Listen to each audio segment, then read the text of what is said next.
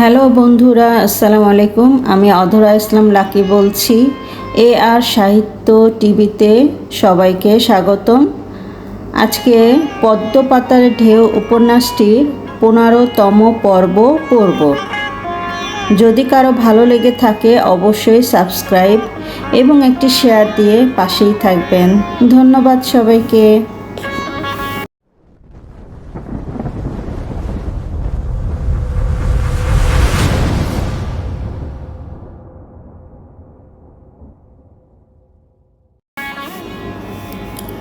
পুরুষের তেজময় প্রেম লজ্জাশীল নারীর অনুভবে শুধু চাই ওহে তুচ্ছ ধরা, তোমাতে আমাতে আমাতে তোমাতে। পুরুষের জীবনের নারী, নারীর জীবনে পুরুষ। মানুষ দেবতা নয়, দেবতার চেয়ে বড় হয়। প্রেমের নীরব স্বপ্ন, ভক্তের প্রাণে লুকানো বেদনা। প্রেম শান্তি, প্রেম স্বস্তি, প্রেমিক প্রেমিকার মুক্ত আকাশে। আপনি কেমন আছেন? কেমন থাকতে পারি? সাক্ষাতে কথা বলি? কোথায় দেখা করতে পারি? চারুকলার বকুলতলার বাড়ি। অবশ্যই প্রথম দেখারও ক্ষণে সেখানেই হবে সঙ্গোপনে আসল অচিন আনন্দ, সপ্ত আসমান নির্যাসের রাজত্ব। সে আমার মনের পরম ঔষধ। একান্ত প্রার্থনায় ঈশ্বর দেখা মেলে, সান্ত্বনা ও বুক ধরফর করে। বলুন, কেমন আছেন? মন ছটফট করছে?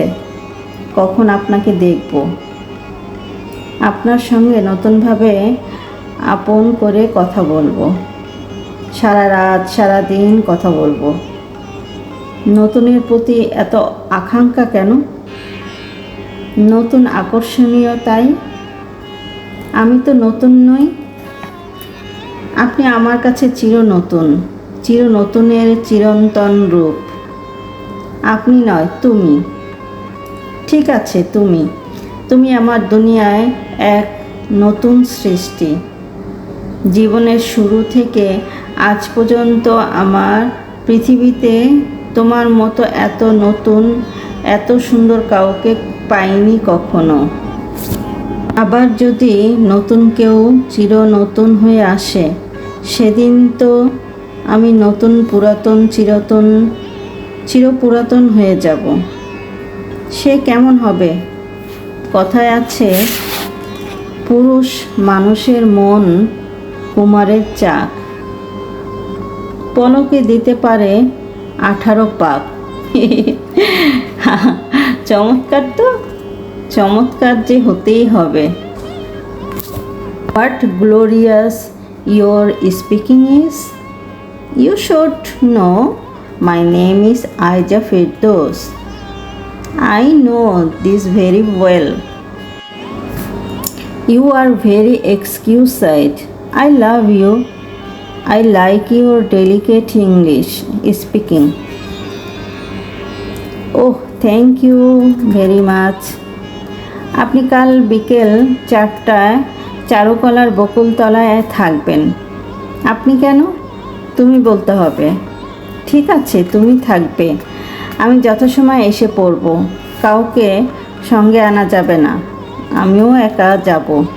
সকল ক্ষেত্রে আমি গোপনীয়তা পছন্দ করি। আমি টেম্পো নিয়ে বসে থাকব। না, আমি টেম্পো নিয়ে বসে থাকব। আমি টেম্পো নিয়ে আসব। আমি যেখানে নিয়ে যাব সেখানেই তুমি যাবে। ওকে, তাই হবে। কাল সকাল 10টায় পরীক্ষা। এখন রাখি। ওকে, বাই বাই। এখন পড়তে হবে? না, পড়া আছে। তাহলে ঘুমাতে হবে।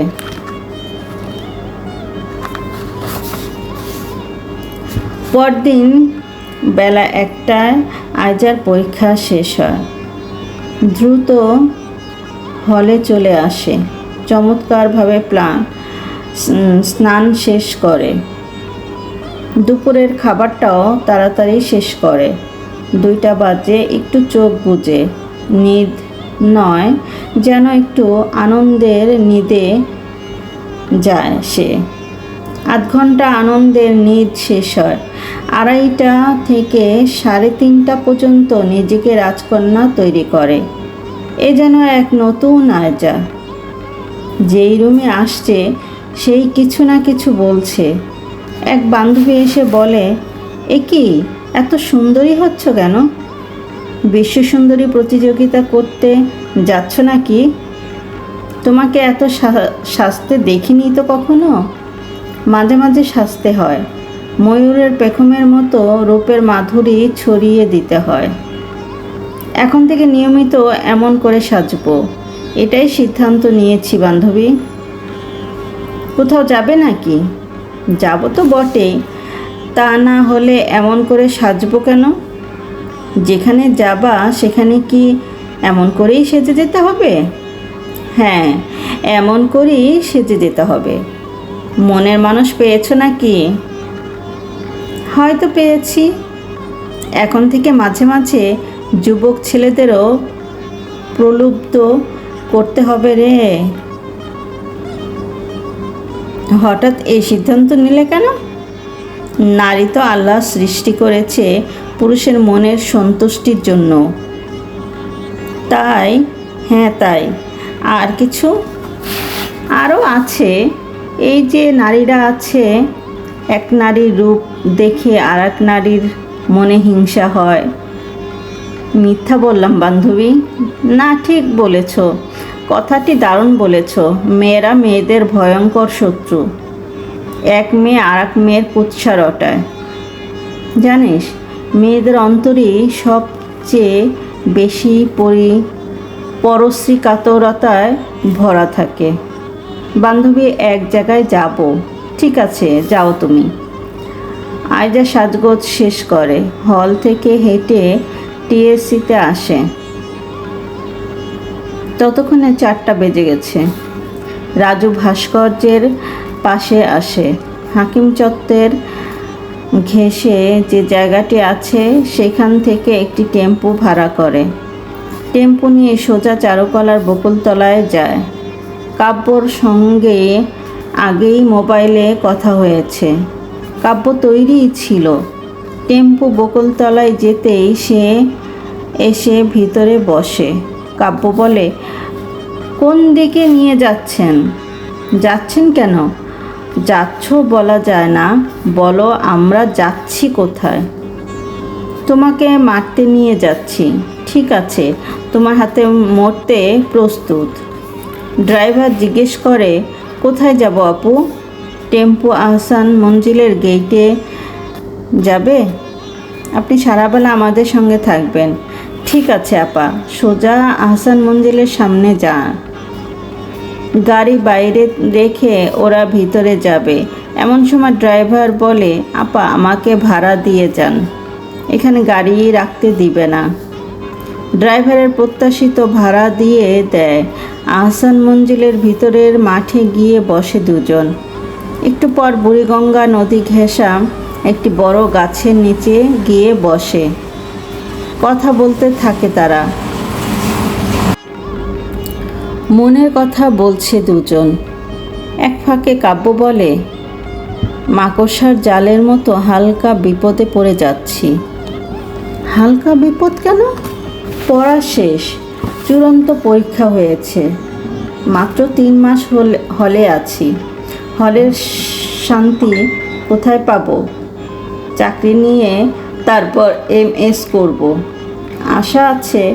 তুমি এবার কোন ইয়ারে? লাভের গুড় পিঁপড়া খেয়ে ফেলে, এমন দশা। আমি তো 3rd ইয়ারে উঠে গেছি। এটা কতবার আমাকে বলতে হবে? কথা বলার কিছু পাও না? এটা বলো, লাভের গুড় পিঁপড়ে খাবে কেন? আসলে আমি মেয়েদের দেখে কি ভয় যে পেতাম, তা অনেক ছেলেই বলে।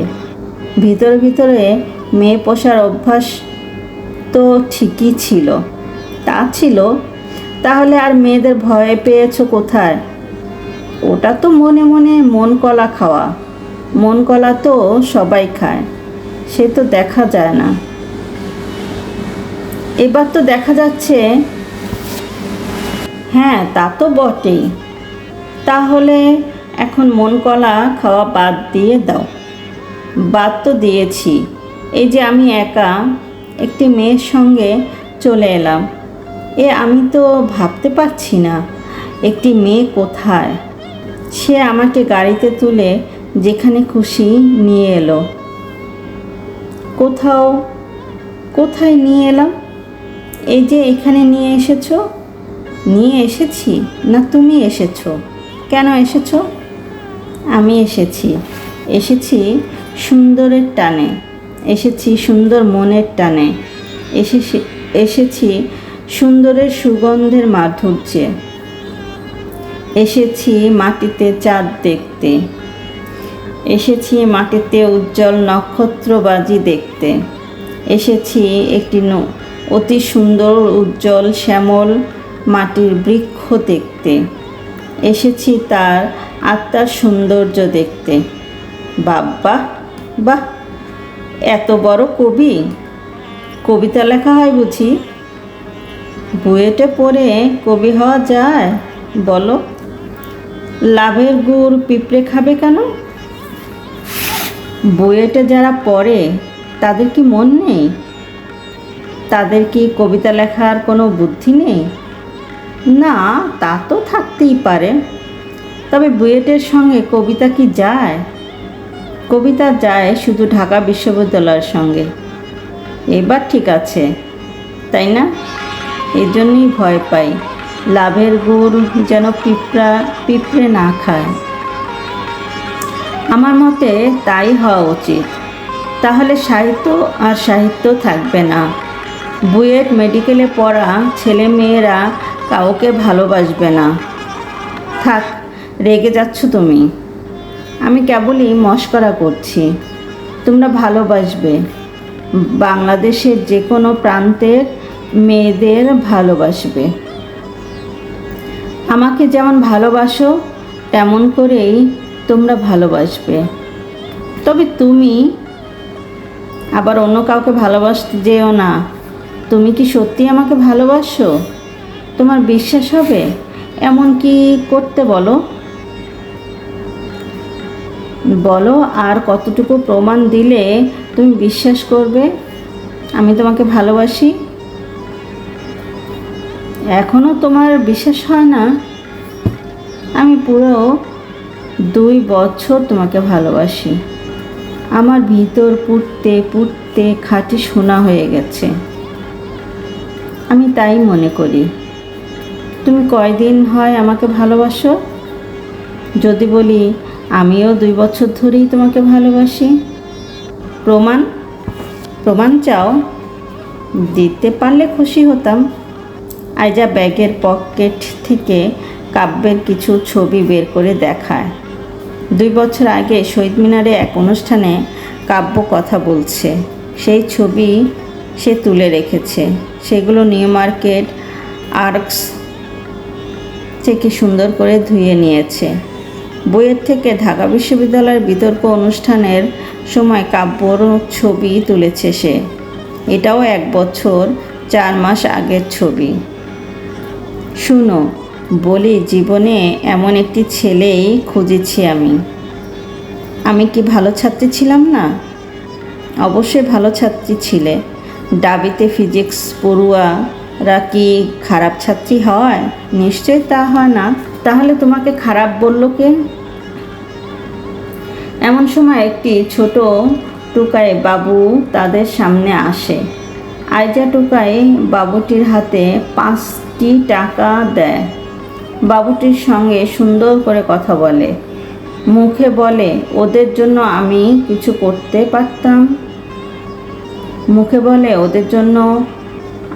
করতে পারতাম। বাংলাদেশের সব অসহায় মানুষের পাশে আমি দাঁড়াতে পারতাম। আমি মানুষের এমন কষ্ট সহ্য করতে পারি না। ওদের ঘুমাবার জায়গা নেই, ওদের খাওয়ার জায়গা নেই। আল্লাহ কেন এভাবে ওদের সৃষ্টি করেছেন? সরকার ওদের জন্য ভালো কিছু করতে পারে। আমরা শুধু সরকারকে কেন দোষ দেব? এদেশের হাজার হাজার মানুষ লক্ষ লক্ষ টাকা খরচ করে হজে যায়। এই অসহায় মানুষগুলোর দিকে তারা সুন্দর করে তাকায় না। বলো, ওরা কি তাদের কেউ না? অবশ্যই ওরা আমাদের দেশের মানুষ। আমি তো মনে করি ওরা আমাদের অংশ। হজের টাকাটা ওদের দান করলে কি তারা সওয়াব পাবে না? তবে হজের নির্দেশ রয়েছে তো। নবী করিম সাল্লাল্লাহু আলাইহি সাল্লাম এই দাতাদের পক্ষে সুপারিশ করবেন কি না এটা আমি দৃঢ়ভাবে বলতে পারবো না। আমার মনে হয় দিনের নবী সাল্লাল্লাহু আলাইহি সাল্লাম বেঁচে থাকলে এখন গরিব দেশে হজের টাকা দরিদ্রদের দান করতে বলতেন। এদেশের এক শ্রেণীর ব্যবসায়ী আছেন যারা জিনিসপত্র গুদামে আটকিয়ে বাজারে অভাব সৃষ্টি করেন, তারপর ইচ্ছে মতো দাম বাড়ান।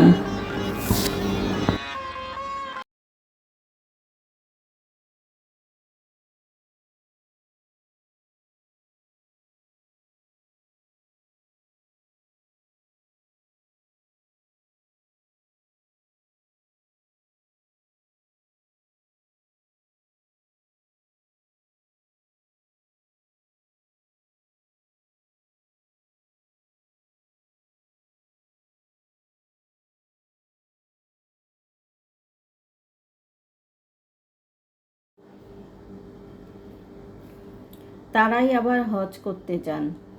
কেউ কেউ প্রতি বছর হজ করতে যান। বিষয়টি কতটা যুক্তিযুক্ত?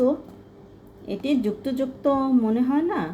তারা প্রতি বছর হজে না গিয়ে টাকাটা দেশের দরিদ্র মানুষদের দান করলেই মনে হয় মহান আল্লাহ বেশি খুশি হবেন। এটা তো ওনারা করেন না।